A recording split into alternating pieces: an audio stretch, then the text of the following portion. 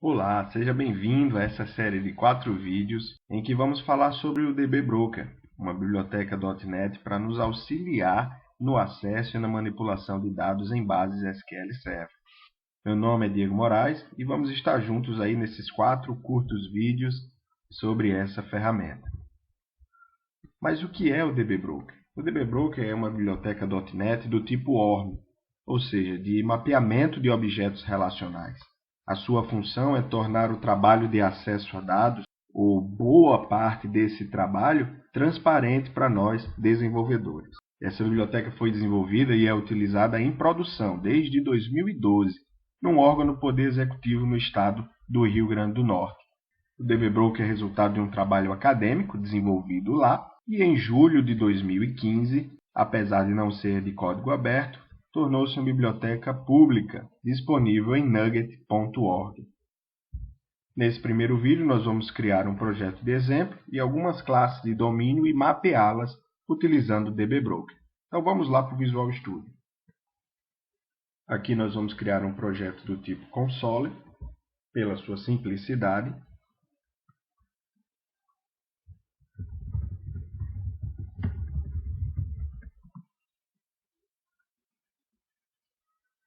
Aí está. E vamos criar duas pastas para organizar a lógica da nossa aplicação.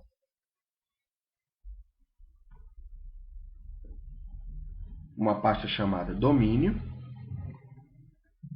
e outra pasta chamada persistência.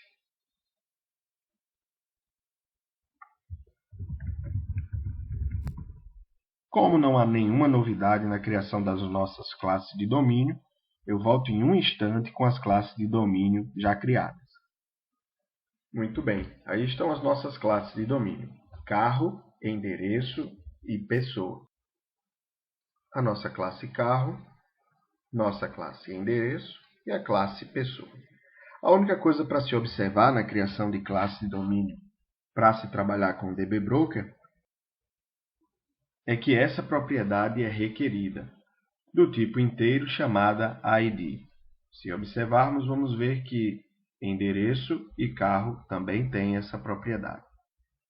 É para essa propriedade que o DB Broker vai mapear a chave primária de nossos registros no banco de dados. Muito bem, agora vamos mapear esse domínio.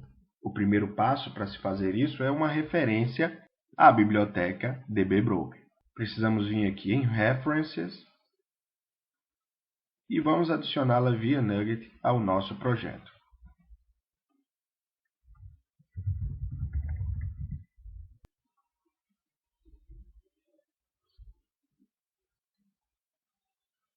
Excelente, o NUGET já se encarrega de fazer o download e a referência ao nosso projeto. Aqui está. Então, uma vez referenciado, podemos iniciar o mapeamento. Todos os atributos de mapeamento do DB Broker estão no namespace dbbroker.mapping. E esses são os 5 atributos de mapeamento do DB Broker. Para as classes, nós usamos apenas um, que é esse primeiro, o DB Mapped Class.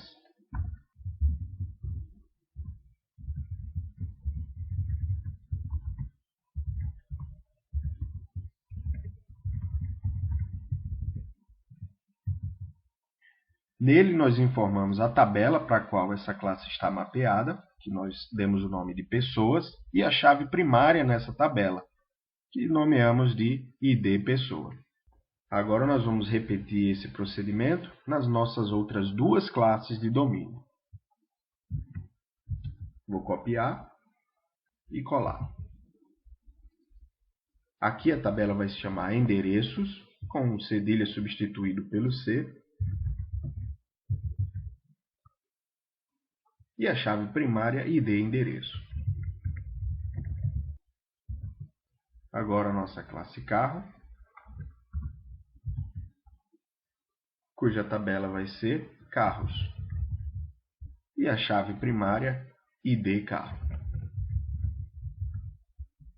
As classes em si estão mapeadas: carro, endereço e pessoa. Apenas isso, pessoal. Agora precisamos mapear alguns atributos ou algumas propriedades da nossa classe pessoa. Lembrando que a maior parte do mapeamento é implícito. Isso significa que basta que a coluna correspondente às minhas propriedades tenha o mesmo nome em nossa tabela. Agora vamos provocar aqui algumas exceções para utilizar os outros atributos de mapeamento. A primeira vai ser de que salário não vai se chamar salário no banco de dados, ou seja, a coluna da tabela pessoas para salário terá outro nome. Vamos chamar essa coluna no banco de dados de ordenado, ao invés de salário. Para mapear essa exceção da convenção, nós usamos um atributo chamado dbMapTo.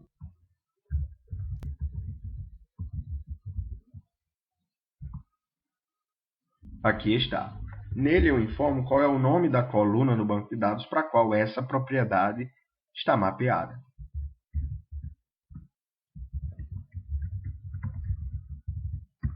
Ok. Com isso, a coluna agora para a qual essa propriedade está mapeada é ordenada. Agora vemos aqui uma propriedade booleana que eu sei que não vou persistir no meu banco de dados. O mapeamento para esses casos é o dbTransient, onde eu informo para o dbBroker ignorar essa propriedade nas ações de carga de dados, update e insert. Está feito. Agora temos aqui duas propriedades, cujo tipo é uma classe mapeada, endereço. Para esses casos, o mapeamento também é implícito. O dbBroker trabalha com a convenção em que na coluna do banco de dados, para referência a essas propriedades, eu vou ter id mais o nome da propriedade. Ou seja, aqui teremos id endereço e aqui id endereço anterior. Uma vez que no banco de dados, essa referência é representada por uma chave estrangeira. Aqui temos um campo chamado registro. Para esse campo, eu quero que o banco de dados defina o valor inicial e que nunca o dbBroker tente atualizá-lo ou inseri-lo, mas sempre recuperá-lo nas cargas. Para isso, eu digo que essa propriedade é do tipo somente leitura, com um atributo chamado dbReadOnly. Com esse atributo, também posso informar um valor padrão para essa propriedade do lado do banco de dados. Por se tratar de um tipo datetime, nós vamos usar a função getDate do SQL Server.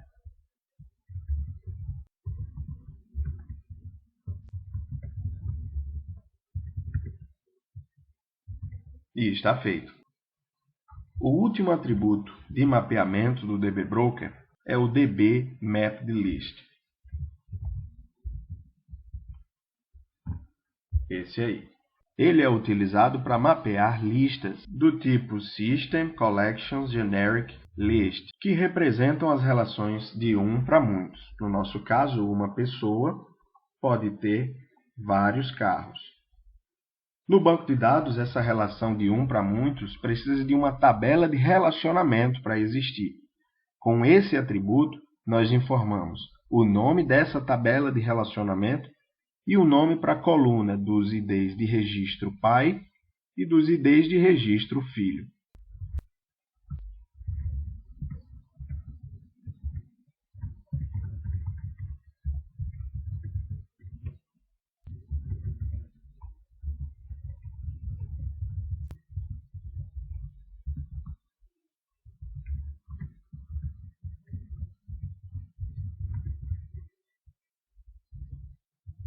Aqui está.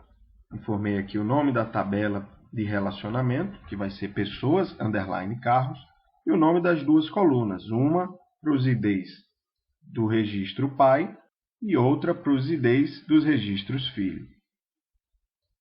Com isso, nós utilizamos os 5 atributos de mapeamento do nosso dbBroker e concluímos assim o trabalho de mapeamento do nosso domínio. Podemos observar que o mapeamento com o dbBroker é muito simples. Com isso, nós chegamos ao final desse primeiro vídeo, em que criamos um projeto de exemplo e um domínio e fizemos o mapeamento das nossas classes com o dbBroker. Obrigado por assistir a esse vídeo. No próximo vídeo, nós vamos criar o arquivo de configuração do dbBroker e a nossa base de dados com o auxílio dessa ferramenta. Até lá!